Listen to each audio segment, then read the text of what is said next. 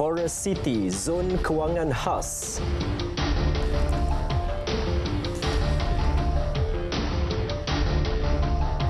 Capai 3 aspek utama jadikan Malaysia Harimau Digital Asia.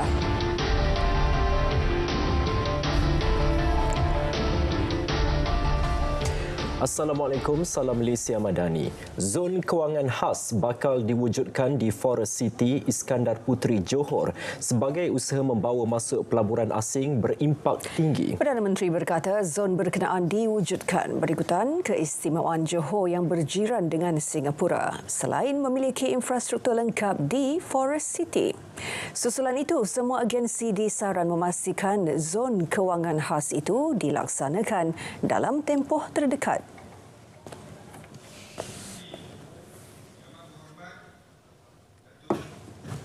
Kalau ditanya, saya kata ini sesuai dengan kerangka ekonomi madani dan sinergi yang wujud di negeri Johor itu tentunya berbeza lebih daripada negeri lain kerana kita boleh ambil kesempatan daripada tahap pencapaian Singapura dan seperti mana-mana negara pun sukses kejayaan itu juga ada juga menimbulkan beberapa permasalahan. Di antara permasalahan ialah kos yang dianggap terlalu tinggi tidak dapat ditampung oleh syarikat besar sekalipun, maka kita akan berikan ruang untuk mereka maju dengan syarat-syarat yang ditetapkan dan dengan insentif percukaian dan juga kemudahan lalu lintas yang lebih mudah. Beliau berucap pada program Jelajah Belanjawan 2024 Negeri Johor, Majlis Dialog bersama Perdana Menteri dan Menteri Kewangan di Kota Iskandar, Iskandar Puteri. Segala aspek yang boleh dikawal termasuk pemberian subsidi barangan keperluan diteruskan untuk kemudahan ramai. Jaminan Perdana Menteri, komitmen itu termasuk memperluas inisiatif Jualan Rahmah. Inisiatif itu berupaya mengurangkan peranan orang tengah. Jadi kita kembangkan, maknanya boleh. Peniaga masih catat keuntungan yang mengesabah. Rakyat tidak dapat menerima tekanan daripada peniaga-peniaga sehingga barang itu terlalu tinggi. Ada hal yang boleh kita kawal. Telur dan ayam umpamanya. Itu kerajaan bayar. Dia bukan harga yang rendah. Kerajaan yang tampung subsidi untuk tentukan kos itu rendah. Bagaimanapun, Perdana Menteri mengakui ada perkara yang berada di luar kawalan kerajaan, misalnya apabila kerajaan India mengumumkan untuk menaikkan cukai ekspor bagi bawang sebanyak 40% yang dijangka memberi kesan kepada kenaikan harga bawang di negara ini. Bagi tempoh jangka panjang, kerajaan memberi tumpuan agar sektor pertanian terus diperkasa bagi mengurangkan kebergantungan import makanan yang mencecah puluhan bilion ringgit setiap tahun. Perdana Menteri menegaskan sebarang bentuk penyaluran bantuan kerajaan sepanjang tempoh berkempen termasuk pada pilihan raya kecil, Parlimen Pulai dan Dewan Negeri Simpang Jeram tidak boleh menggunakan lambang parti. Perkara itu telah dibincang bersama Menteri Besar Johor, Dato' On Hafiz Khazi. Ini telah diamalkan oleh Perikatan Nasional dulu dan saya percaya ada juga satu dua yang berlaku dalam kerajaan perpaduan dan arahan kita ini tidak boleh. Bantuan kerajaan harus disalur atas nama kerajaan. Dan bagi memastikan tiada pelanggaran undang-undang SPR sepanjang tempoh berkempen, Perdana Menteri telah mengadakan libat urus bersama kerajaan negeri. Program Jualan Rahmah yang diadakan di Johor bukan untuk memancing undi. Ketika menafikan kenyataan itu, Timbalan Menteri Perdagangan Dalam Negeri dan Kos Sara Hidup, Fuziah Saleh menegaskan jadual program telah disusun atur sebelum mengetahui keperluan PRK Parlimen Pulai dan Dewan Negeri Simpang Jeram. sumbangan wang tunai. Ya. Jualan rahmah dijadualkan sehingga hujung tahun di setiap DUN di seluruh negara. Jadi saya kira tidak adil lah kalau kita kecualikan dua tempat ini semata-mata kerana mereka menjalani pilihan raya. Sebab keperluan rakyat itu perlu kita penuhi dan kita akan teruskan, insya-Allah. Jadual itu disusun, dia ditambah tiap-tiap hari. Sebab kita juga melihat kepada permohonan daripada kawasan-kawasan. Sebab kadang-kadang ada rumah panjang, contohnya di Sarawak, memohon. Jadi kita akan masukkanlah. Jadi kalau misalnya ada permohonan daripada ADUN di satu-satu tempat, kita akan masukkanlah. Jadi tak adalah saya nak kata daripada sekarang sampai hujung tahun kita dah ada jadual. Bahang pilihan raya yang baharu sahaja reda di 6 negeri kini beralih ke negeri Harimau Selatan. Gelanggang merebut kerusi Parlimen Pulai dan Dewan Negeri Simpang Jeram akan bermula dengan hari penamaan calon esok. Pilihan raya bukan sekadar menyuburkan demokrasi, malah penentu masa depan dengan pemilihan calon yang tepat. Laporan Grace Aisyah Kedayan.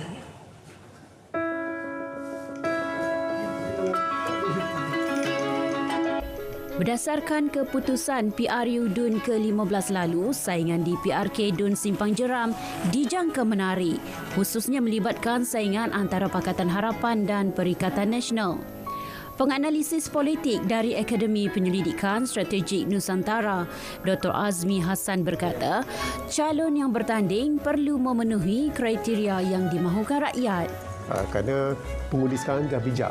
Mereka bijak memilih ataupun bijak memikir mana calon yang dapat memberi manfaat secara maksimum kepada mereka. Pengundi selalunya mahu mengundi kepada mereka yang dah biasa dan memang kenal.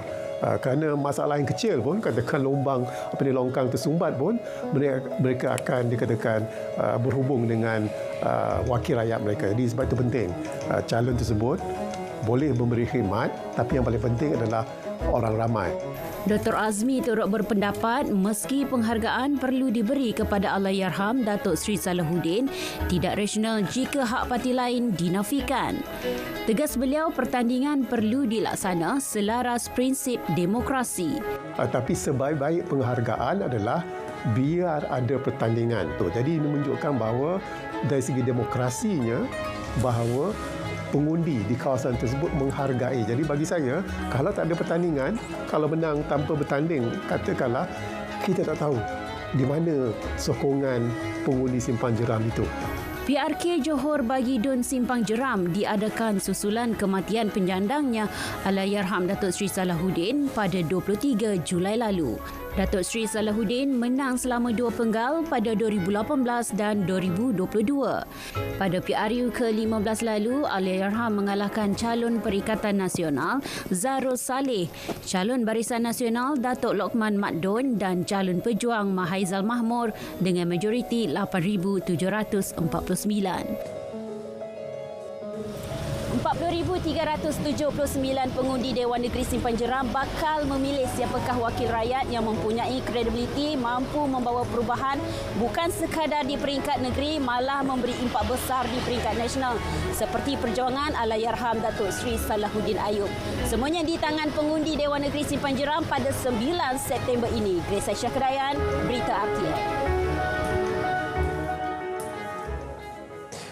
Saudara, pasukan Cantas diatur gerak bagi memastikan tiada elemen gangsterisme dan kekacauan sepanjang proses PRK Parlimen Pulai dan Dewan Negeri Simpang Jeram. Ketua Polis Johor, Datuk Kamarul Zaman Mamat, turut mengingatkan semua pihak, khususnya calon dan penyokong parti politik agar berkempen secara berhemah dan bertoleransi. Dan saya biar diingatkan di sini bahawa setiap ceramah, kempen dan sebagainya akan dipantau oleh pihak polis untuk memastikan jika sekiranya supaya perkara-perkara yang tak diingini berlaku dan tak berlaku, supaya perkara-perkara yang tak diingini tidak berlaku dan juga tidak melibatkan apa yang saya sentuh tadi, itu 3R. Itu yang utama dalam kempen pilihan raya nanti. Semua calon dan parti politik turut disaran memohon permit polis terlebih dahulu sebelum mengadakan kempen dan ceramah yang akan bermula esok. Proses penamaan calon PRK Parlimen Pulai akan diadakan di Dewan Jubli Intan Sultan Ibrahim Johor Bahru, manakala proses penamaan calon PRK Dewan Negeri Simpang Jeram di Dewan Jubli Intan Sultan Ibrahim Muar. Hadir awal dan patuhi segala peraturan ditetapkan SPR. Itu nasihat Pegawai Pengurus Pilihan Raya Miswan Yunus kepada bakal calon yang akan menghantar borang pencalonan bagi PRK Parlimen Pulai di Dewan Jubli Intan Sultan Ibrahim Johor Bahru esok. Bakal calon juga diingatkan membawa dokumen yang diarah bagi kelancaran proses penamaan. Hanya 3 individu dibenarkan masuk ke dalam pusat penamaan bagi setiap calon yang bakal menghantar borang. Manakala penyokong parti perlu berada sekurang-kurangnya 50 meter dari pusat penamaan calon. Cuma yang ini adalah pilihan raya kecil lah. Biasanya pilihan raya kecil ini memang akan menarik penyokong-penyokong parti-parti yang berkenaan daripada seluruh negara. Jadi itulah yang special, saya ingat di yang itulah. Kita telah buat persiapan yang sewajarnya lah dengan kerjasama agensi-agensi yang terlibat. Malaysia berpotensi menjadi harimau digital Asia. Justru Menteri Komunikasi dan Digital Fahmi Fadzil komited untuk mengatasi isu berkaitan infrastruktur dan meningkatkan pelaburan dalam sektor ekonomi digital. Usaha yang bakal direalisasikan agensi serta pihak di bawah KKD membolehkan rakyat menikmati manfaatnya. Stealing money from bank accounts and identity theft. Bagi kementerian kita ada 3 perkara penting. Pertama, infrastruktur, termasuk memastikan 3% terakhir kawasan berpenduduk yang tidak ada konektiviti, kita selesaikan masalah itu. Kedua, menjamin ataupun meningkatkan tahap keselamatan cyber dan juga penjagaan data peribadi.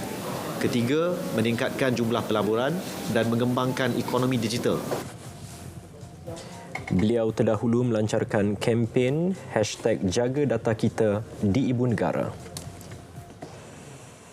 Kuala Lumpur belum membuat keputusan untuk menyekat kemasukan makanan bersumberkan hidupan laut dari Jepun susulan pelepasan sisa air radioaktif terawat dari loji nuklear Fukushima ke Lautan Pasifik.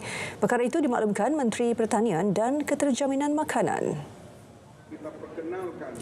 Datuk Seri Muhammad Sabu turut menyatakan kajian sedang dilakukan Kementerian Kesihatan bersama pakar alam sekitar bagi menilai risiko sebelum sebarang kependirian dibuat.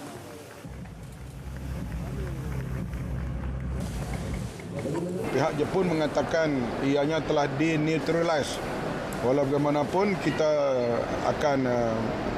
kita akan membuat kajian dan akan mengambil pendirian yang bersama dengan negara-negara lain kerana soal sisa nuklear yang dimasuk ke dalam laut ini dia boleh merebak ke seluruh dunia dan kita akan buat keputusan bersama.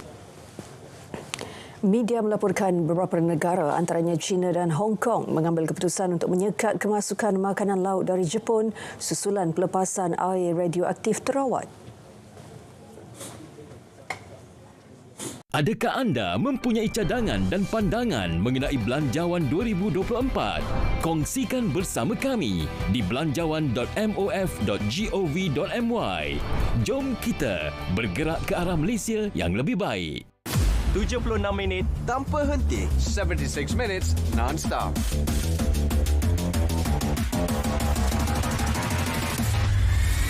Transparent and concise. Paparan komprehensif, ringkas dan padat. Saksikan Kanta 744, 7.44 malam. Berita perdana 8 malam. Malaysia Tonight, 8:30 PM.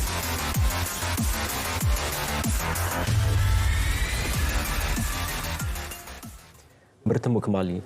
Kerajaan Perpaduan tidak pernah memaksa golongan bukan Islam untuk menghafal atau mendalami himpunan hadis 40 Imam Nawawi. Sebaliknya, modul penghayatan hadis tersebut hanya untuk guru serta pelajar beragama Islam.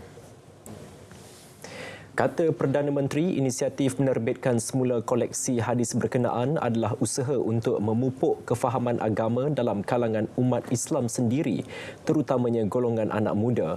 Kementerian Pendidikan pada 19 Ogos lepas melancarkan modul penghayatan hadis 40 Imam Nawawi bertujuan memupuk penghayatan hadis bermula di peringkat sekolah.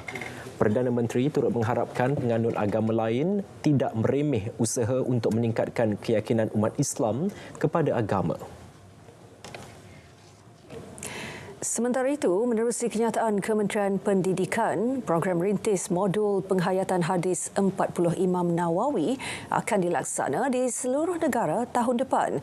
Modul berkenaan memberi fokus kepada guru dan murid beragama Islam di 61 sekolah menengah kebangsaan agama dan 228 sekolah agama bantuan kerajaan.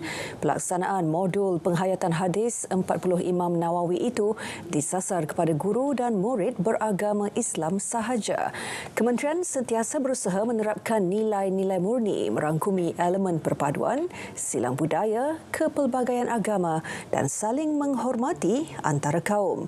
Program rintis itu bertujuan memupuk semangat ihsan, kasih sayang dan memperkasa kefahaman agama dalam kalangan guru dan murid beragama Islam. Modul penghayatan hadis 40 dilaksana selari saranan Perdana Menteri. Golongan belia disaran merebut peluang dalam bidang pendidikan dan latihan vokasional dan teknikal TVET. Keperluan memandangkan kursus yang ditawar mengikut permintaan dan pasaran pekerjaan dalam negara. Timbalan Perdana Menteri Datuk Seri Ahmad Zahid Hamidi yang juga Menteri Kemajuan Desa dan Wilayah berkata, bidang TVET seharusnya menjadi pilihan utama dan bukan pilihan kedua.